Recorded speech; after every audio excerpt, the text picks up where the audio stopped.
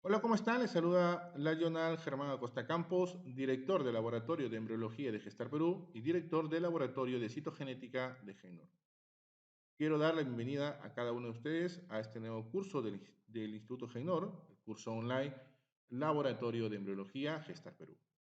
En este curso vamos a conversar sobre los procedimientos que realizamos en nuestro centro, la forma de trabajo que tenemos nosotros y vamos a también a comparar la forma de trabajo con los diferentes profesores, cada uno en su centro de fertilidad, y poder determinar el objetivo final que tenemos todos nosotros de poder lograr el embarazo deseado en nuestros pacientes. Entonces, vamos a empezar la primera charla. La primera clase, asesoría de fertilidad. Creemos que es importante esta información inicial a nuestros pacientes. Es una información en la cual nosotros vamos a tratar de explicar y aclarar algunas dudas, ¿ok? Como por ejemplo, a veces el paciente cree que la inseminación artificial y la fecundación in vitro es lo mismo. Hay que explicarle que no, son métodos diferentes. A veces el paciente también cree de que cada vez que realice estos procedimientos, sí o sí tiene que lograr el embarazo. Hay que explicarle las tasas reales.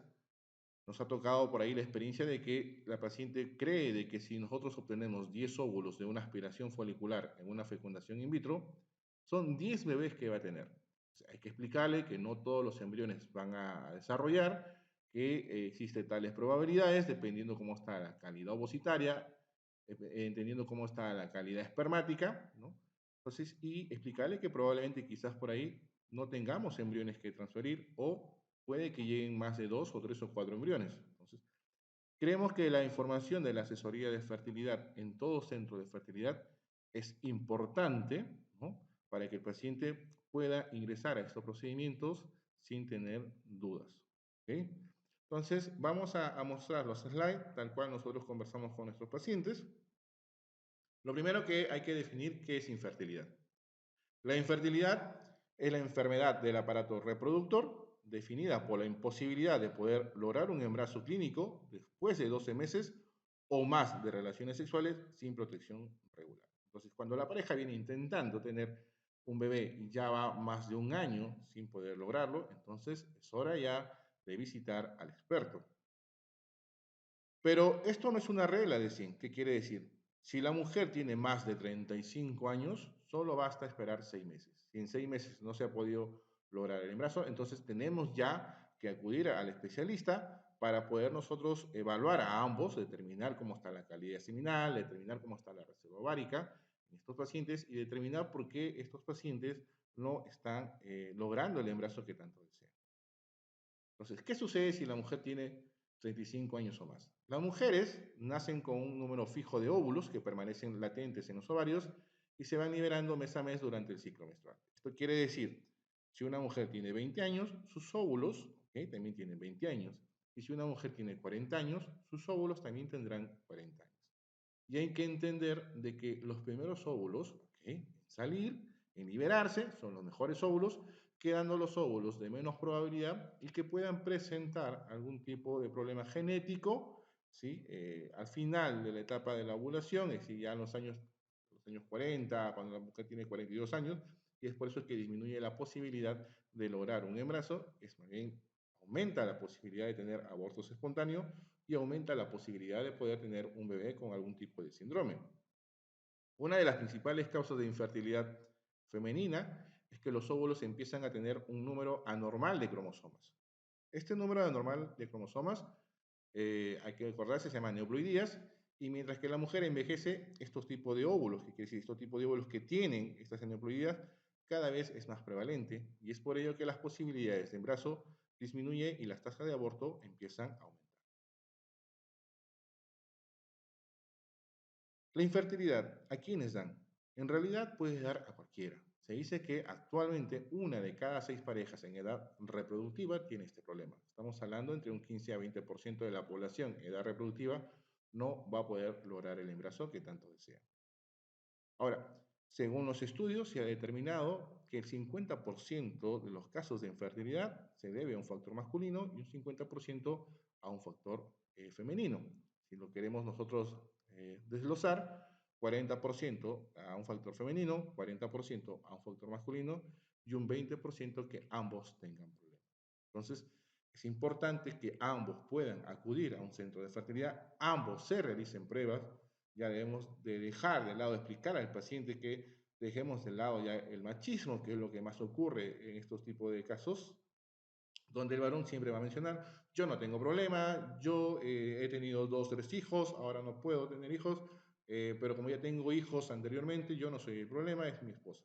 Y cuando nosotros evaluamos, determinamos a veces que la mujer está ok, y es el varón que empieza a presentar una infertilidad secundaria y el problema puede ser. Entonces, cuando uno va a un centro de fertilidad, nosotros siempre vamos a mencionar que es necesario que los dos puedan escuchar esta asesoría de fertilidad para que podamos entrar en conciencia y que los dos pueden hacerse pruebas para poder descartar cuál de ellos tiene el problema o si ambos tienen el problema, seguir un tratamiento, si es que se lo merita, o ver las técnicas ya de selección espermática en el caso del varón o las técnicas de reproducción asistida como in vitro, por ejemplo, cuando la pareja tiene un problema ya muy grande, ¿no? Entonces, ¿qué pasa con la fertilidad femenina? Hay que recordar que las mujeres nacen con una cantidad exacta de óvulos, aproximadamente entre 1 o 2 millones. Esta cantidad va a variar de una mujer a otra y es por eso de que hay mujeres que tienen 50 años y siguen menstruando y hay mujeres con 40 años que probablemente ya han dejado de menstruar. Y esto porque la de 50 años quizás probablemente ha nacido con mayor cantidad. Entonces, existe una variabilidad, no hay una cantidad exacta, pero va entre 1 a 2 millones. ¿Ok? Si en la pubertad y el inicio de la menstruación, la mujer tiene ya entre 300.000 a 500.000 óvulos. Y esto, cada vez que viene la regla, se van a perder. Se menciona que se puede perder aproximadamente 1.000 óvulos cada mes, pero por ecografía vamos a observar unos 15, 20, ¿sí? Un poco más quizás cuando es una mujer joven, pero cada vez que van pasando los años ya se van observando mucho menos por ecografía. La reserva ovárica indica la cantidad de óvulos de los que dispone una mujer en un momento determinado de su vida. Es un marcador de la fertilidad. Cuando la paciente acude a un centro de fertilidad, el médico quiere saber cómo se encuentra esa reserva ovárica. Y cuando la mujer tiene más ya de 35 años, pues vamos a entender de que probablemente esa reserva ovárica se vea disminuida y se van a solicitar más pruebas para poder saber si está en lo correcto. Asimismo, vean la reserva ovárica, entonces mencionamos de que va a empezar a disminuir, como vemos aquí en la gráfica, ¿sí? Mientras aumenta la edad de la mujer y disminuye la probabilidad de este embarazo. Se menciona que una mujer de 30 años, ¿okay? Si se hace una fecundación in vitro, tiene 23% de probabilidad de embarazo y una mujer ya de 42 años, su posibilidad es 3%. Ojo que estamos hablando solamente de la mujer. A esto si le sumamos que el paciente varón pueda tener muy pocos espermatozoides, muy lentos, que tenga una morfología anormal muy alta, ¿okay? Entonces la posibilidad de embarazo va a ser mucho menor. Entonces, esta fertilidad femenina, y si lo comparamos con la edad materna avanzada, se va a correlacionar con la baja reserva ovárica, va a aumentar las anomalías genéticas en los óvulos y empiezan a haber fallos repetidos en los ciclos de fecundación in vitro. Ahora, las causas de infertilidad femenina. En realidad es múltiple, hay una gran cantidad de problemas que puede tener la mujer. A nivel de factor tubárico, puede estar que las trompas estén ligadas, puede haber infecciones cérvico-vaginales, puede haber líquido, ¿okay? Un hidrosalpinx, puede haber infección de clamidias, adherencias pélvicas. A nivel del útero, puede haber adenomiosis, endometriosis, malformaciones mullerianas, miomatosis uterina, pólipos uterinos, sinequias uterinas. Bien. A nivel de factor ovulatorio, puede haber amenorrea, anovulación, fallo ovárico prematuro, hiperprolactinemia, mala calidad ovocitaria, quistes ováricos y el síndrome de ovarios poliquísticos. Entonces, todo esto lo va a determinar el médico, va a ver dónde está el problema, qué es lo que puede ser la causa de que la paciente no puede estar logrando el embarazo. Puede también darse de que al médico al evaluar encuentra todo ok y que el caso sea solamente masculino o que el caso sea mixto. ¿Okay? En el caso de varón, la fertilidad masculina, hay que recordar que los espermatozoides se van a empezar a producir a nivel testicular y a diferencia de la mujer, el varón va a producir espermatozoides, vamos partir del llamado sueño húmedo, que puede ser de los 13, 14 años del varón, y va a empezar a producir hasta el día de su muerte. Entonces, en el varón lo que queremos saber es cómo están los espermatozoides, qué tan rápidos son, cómo se encuentra la morfología, cuántos tienen. Hay parámetros que nos ha dado, nos brinda la Organización Mundial de la Salud, ahora con su sexto manual, que ha sido presentado en el 2021, que nosotros tenemos que considerar, ¿okay?, en nuestros laboratorios para poder nosotros clasificar si es que el paciente varón tiene o no algún tipo de problema en relación a sus espermatozoides. Las causas de infertilidad masculina. El conocimiento etiológico de la infertilidad masculina conlleva a la realización de un buen diagnóstico y a la posibilidad de un tratamiento adecuado que permita obtener resultados positivos en el proceso. En realidad, es múltiple también las causas de infertilidad masculina. Puede darse por deficiencia hormonal, varices en los testículos, llamado varicocele, puede ser por genético, puede ser aneuploidías cromosómicas, que el varón presenta microlesiones cromosoma y esto puede llevar a que tenga muy pocos espermatozoides o que en realidad en el líquido seminal no encontremos espermatozoides como la azoospermia.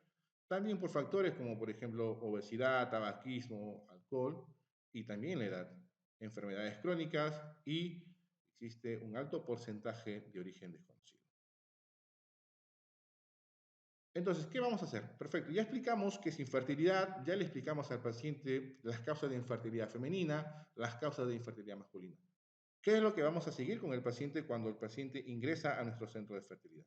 En relación a la mujer, en la paciente femenino, ¿qué debemos hacer? Lo primero, que debe pasar una consulta ginecológica y una evaluación ginecológica, una ecografía, la cual el médico va a determinar la reserva ovárica. Quiere saber cómo están esos ovarios, si tiene una buena cantidad, en base también a la edad que presenta la mujer. Y a la vez quiere determinar si hay algún problema y determinar cómo está ese útero, porque hagamos lo que hagamos, ¿sí? Recuerden que el embrioncito que se va a formar, ya sea de forma natural o en el laboratorio, ¿no?, va a implantarse dentro de ese útero. Entonces, ese útero tiene que estar ok. Entonces, el médico va a evaluar, va a determinar y le va a dar un diagnóstico a la paciente. ¿Perfecto? Asimismo, si la paciente tiene más de 35 años, probablemente va a solicitar pruebas como la hormona antimoleriana para que nos pueda confirmar lo que el médico acaba de ver mediante ecografía. Esta hormona antimoleriana, en el caso de las mujeres, nos dice de que va a medir esta reserva, que mientras más edad tenga la mujer, el valor de esta hormona va a disminuir. Y hay valores para tomar en cuenta si nosotros podemos seguir actuando, analizando a los pacientes, o realmente ya debemos pensar en óvulos sonados. Asimismo, el médico va a determinar si es necesario pedir, por ejemplo, ver la permeabilidad de las trompas, ¿okay?, una histerosalpingografía, y pruebas de laboratorio según lo que el médico determine. FSH, LH, prolactina, estradiol, inhibina B, eso ya lo determina el médico. ¿Qué hacemos en el caso del paciente masculino? ¿Qué debemos hacer nosotros? Sin duda, nosotros en Gestar Perú hemos determinado 5 pruebas muy importantes y todo lo analizamos con una sola muestra. A esta prueba lo hemos llamado CEFOP, es libre, ¿ok? Esto no hay un reporte que diga que se debe hacer. Nosotros lo trabajamos de esa forma, nos ha servido bastante, nos ha ayudado a nosotros a poder correlacionar los casos del paciente, a poder entender un poco más al paciente con estos resultados. CEFOP, ¿por qué? Porque es un cultivo de secreción seminal, ¿okay? Queremos saber si hay o no una infección, un espermograma, ahora con el manual de la OMS 2021, un test de fragmentación de ADN, lo hacemos con el test de la dispersión de la cromatina, un test de oxidación espermática, ¿sí? Quiero saber qué tan rápido es la velocidad de daño que pueda presentar el paciente y si es que realmente la infertilidad puede darse correlacionado con la falta de antioxidantes. Y un test de peroxidasa, ¿okay? Porque nos ha pasado a veces de que nosotros tenemos pacientes que salen peroxidasa positivo, lo mandamos al cultivo de secreción seminal y nos da negativo. Entonces, entendemos de que cuando ocurre este caso de cultivo negativo peroxidasa, puede darse de que el paciente pueda presentar clamidias, uroplasma, micoplasmas, ¿no? Y entonces el médico va a tratar de dar un tratamiento adecuado. Las recomendaciones que siempre le damos al paciente es que debemos obtener una muestra de semen y que sea completa, que no se haya caído nada al suelo o que haya problemas a la hora de la colecta. Explicarle que se analiza muestra seminal completa. Que es una sola muestra. A veces cuando entregamos el frasco al paciente, el paciente cree que debe llenarle ese frasco. explicarle que en realidad el varón eyacula cantidades muy bajas, como por ejemplo 1.6 para arriba, ¿no? Entonces, o 1.5, 1.4, a veces 1 o 2 ml. Entonces, hay que explicarle al paciente de que solo debe ser una sola muestra. A veces el paciente eyacula y ve una cantidad muy baja, y lo que va a hacer el paciente en realidad es volver a masturbarse para llenar ese frasco. Entonces, explicarles que es una sola muestra. ¿Okay? Los días de abstinencia es muy importante. La OMS te dice de 2 a 7, nosotros trabajamos un promedio de 3 a 5 días.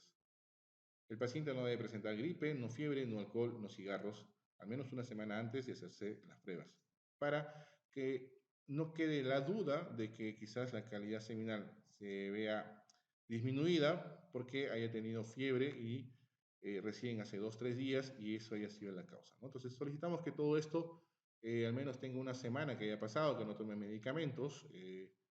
Cuando digo no tome medicamentos, que no sean medicamentos que haya tomado porque se sentía con garraspera o dolor de cabeza, ¿no? Pero si tomo medicamentos como por ejemplo para la diabetes, no podemos hacer nada, que siga tomando, vamos a analizar la muestra tal cual. Una vez que ya hemos analizado, una vez que hemos evaluado a la mujer, una vez que hemos evaluado al varón, entonces ya nosotros podemos explicarle las técnicas de reproducción asistida. Explicarle que existen técnicas de baja complejidad y de alta complejidad. ¿A qué llamamos baja complejidad? A la inseminación artificial. ¿Sí? Es una técnica muy sencilla, ¿okay? Que consiste en poder colocar un pool de espermatozoides selectos con muy buena movilidad, muy buena morfología, ¿sí? Y con un bajo índice de fragmentación y una alta capacidad fecundante dentro del útero. Entonces, recordar, le explicamos al paciente así, vamos a colocar en una inseminación espermatozoides dentro del útero para que estos puedan viajar, ¿sí? Y puedan buscar el óvulo y uno de ellos lo pueda fecundar. Pero hay que recordar las tasas de embarazo, que va del 15 al 20%.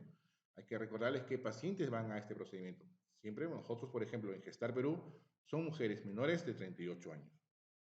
¿Okay? Y que la calidad espermática, si hay problema, que sea leve y que la mujer casi no tenga nada de problemas para que los resultados vayan para bien. ¿Okay? Cuando ya la reserva ovárica se ve disminuida, cuando tiene más de 38 años, entonces nosotros ya vamos a una fecundación in vitro. Cuando la muestra seminal pues, presenta muy pocos espermatozoides, ya vamos a una fecundación in vitro. ¿Okay? Luego tenemos la fecundación in vitro, el FIT convencional más ICSI, ¿okay? O el ICSI. Son técnicas de reproducción asistida de alta complejidad, donde ya la paciente va a colocarse ampollitas, se va a tratar de estimular, tratar de recuperar los óvulos en laboratorio, de poder utilizar los espermatozoides. Por ejemplo, nosotros hacemos mucho ICSI, ¿no? Es una forma de trabajo que tenemos, donde vamos a seleccionar un espermatozoide, lo vamos a inyectar al óvulo, vamos a fecundarlo y vamos a tratar de que estos embrioncitos puedan desarrollar hasta la última etapa, que se llama la etapa de blastocisto. Hay que explicarlo detalladamente al paciente todo este proceso. Además, también explicarle que la tasa de embarazo haciendo una fecundación in vitro va de 30 a 50%. Y cuando usamos óvulos donados, que quiere decir mujeres jóvenes entre 20 y 25 años, la probabilidad de embarazo puede aumentar a 70% o más. Entonces, explicarle que va a seguir una estimulación ovárica, ¿okay? Para que puedan crecer los folículos que tienen los óvulos, luego se van a aspirar en laboratorio, vamos a tratar de hacer una selección espermática, vamos a tratar de escoger el mejor e inyectar, esperar que se formen los embrioncitos, y una vez que se han formado los embrioncitos, podemos guardar, dependiendo de lo que el médico determine, ¿no? Porque todavía no está preparado el útero, y si ya lo está, nosotros podemos transferir ese embrioncito dentro del útero. ¿Transferir cuánto? ¿Uno o dos? Existe, se puede decir, hoy en día una tendencia que las mujeres quieren tener mellizos. Hay que explicarles que no es bueno tener un embarazo gemelar, ¿okay? Que lo importante es que logre el embarazo. Entonces, sé que es difícil, hay muchas mujeres que no entienden, vienen todas pensando que quieren lograr un embarazo gemelar, pero hay que explicarles las condiciones y si es que la mujer o la paciente o los pacientes al final insisten, deben firmar los consentimientos informados donde van a estar los puntos muy claros de los problemas y riesgos que pueden tener, ¿sí? Al embarazar de los embrioncitos que se implanten y que tengan un embarazo gemelar. Nosotros vamos a mostrarle al paciente estos videos. ¿Okay? Vamos a ver si lo podemos ver. Okay, donde explicamos cómo nosotros vamos a seleccionar a los espermatozoides. Es importante que el paciente vea, vean esta muestra seminal, tiene una buena cantidad. Vamos tomando los espermatozoides que se están moviendo, lo vamos a llevar a un medio donde vamos a tratar de que la movilidad de esto sea mucho menor para que nosotros podamos luego tomar al mejor. Vean, este video se lo mostramos al paciente. Vamos colocando nosotros los espermatozoides y nosotros los embriólogos cómo vamos a seleccionar según nuestros criterios, según la morfología y movilidad del espermatozoide, al que creemos correspondiente al mejor de ese grupo. ¿Sí? Vamos a inmovilizarle la colita, vean, para luego nosotros ya tenerlo listo para la inyección, para el procedimiento llamado ICSI. Perfecto, entonces vamos a cargarlo con la pipeta. Este video, como mencionaba, le enseñamos a los pacientes.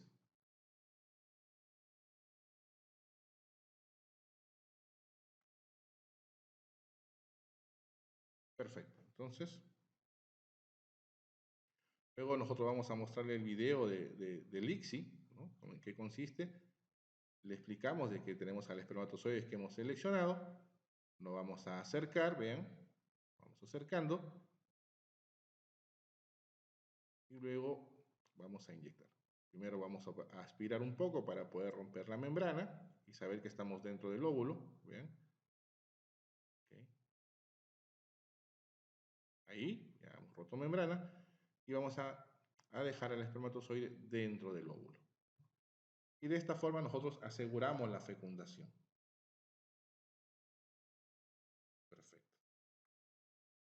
Explicarle que el día siguiente lo que queremos ver es determinar si es que estos óvulos han sido fecundados con la presencia de los pronúcleos, que quiere decir el núcleo del gameto femenino y masculino. Luego hay que ver que los embriones desarrollen. También explicarle que no todos los embriones van a desarrollar de una forma adecuada, van a estar bonitos. ¿Y esto cómo le explicamos al paciente? Le explicamos, una mujer, ¿sí? Al final, cada mes, ¿cuántos óvulos va a liberar? Entonces, el paciente nos va a decir uno, perfecto, un óvulo. ¿Qué quiere decir?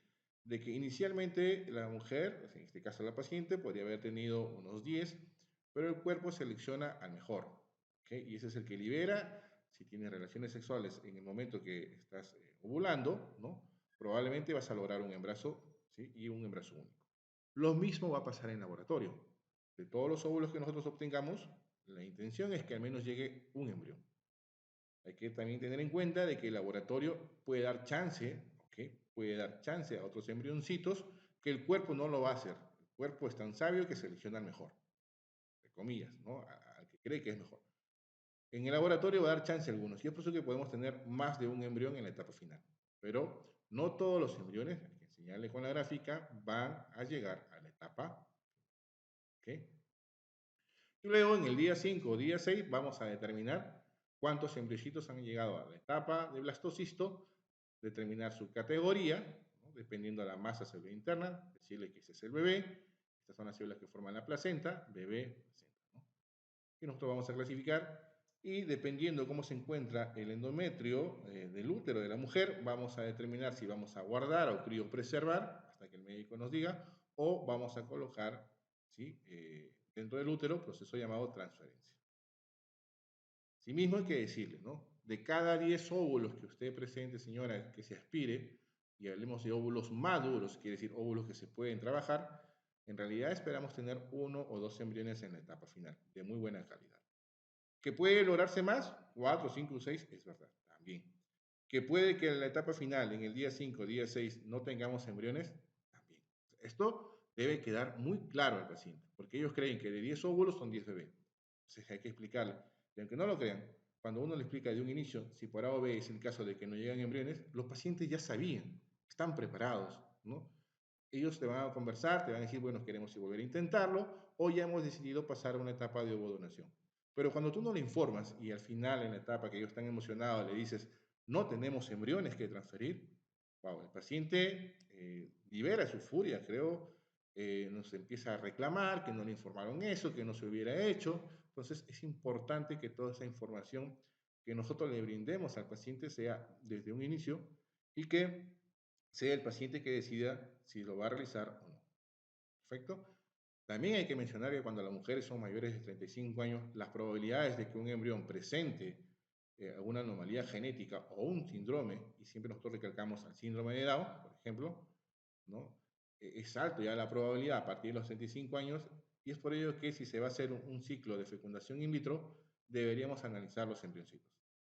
Entonces, y si el paciente al final no accede, están los consentimientos informados donde nosotros menciona que nosotros le hemos dado la información, pero el paciente no lo va a realizar. ¿Okay? Es importante que se puedan realizar ese estudio. Asimismo, cuando hay que explicarle al paciente qué pasa cuando tenemos muchos embriones. A veces nos llegan pacientes de ovodonación donde podemos tener 6, 8 embriones, ¿no? Y son pacientes de 43 años, imagínense, 44, cuando guardamos de uno en uno, hay que explicarle que vamos a colocar uno y el resto se va a criopreservar, se va a vitrificar. Si no logra el embarazo, tenemos más chance y más posibilidades de embarazo. Y si son óvulos propios, igual. ¿No? Entonces ya el médico determinará si colocará uno o dos, dependiendo cómo encuentra el paciente, cuál ha sido el trato con el paciente. ¿No? Nosotros explicarle por parte nuestra de que si hay muchos embriones, vamos a criopreservar, que son de ellos, que ellos tienen que venir a hacer los pagos correspondientes del banco de embriones, ¿okay? Donde cada año tiene que ser renovado. Ahora, hay un punto importante también, hay que explicarle que puede ser que la transferencia lo hagamos en día 3, ¿no? Y no en día 5.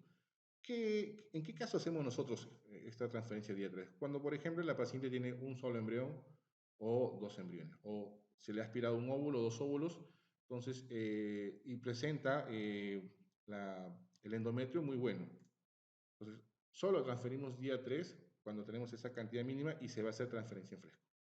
Pero si vemos que el útero no está listo, sí o sí lo llevamos a blastocistos y guardamos blastos. Ya son criterios que tenemos dentro de nuestro centro. Pero explicarle que también puede ocurrir eso, que las posibilidades día 3, en nuestro caso, ha ido muy bien, son muy altas, tal cual como día 5. Entonces, vamos a determinar cada caso y se le explica al paciente que también puede darse la opción de transferir en día 3. ¿Ok?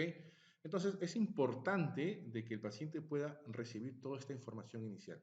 De una forma sencilla, hay que sentarnos, conversar con ellos, explicarle, preguntarles si tienen dudas, porque a veces ellos se quedan con las dudas. Entonces, facilitar un poco el trabajo del médico. Hay que entender que los ginecólogos están full de pacientes, se les puede ir una información. El médico también le va a explicar al paciente, pero va a ayudar a recalcar esa información que nosotros le hemos dado para que el paciente pueda estar más seguro, pueda entender los procedimientos y sean ellos que decidan si van o no a realizarse un procedimiento en nuestro centro.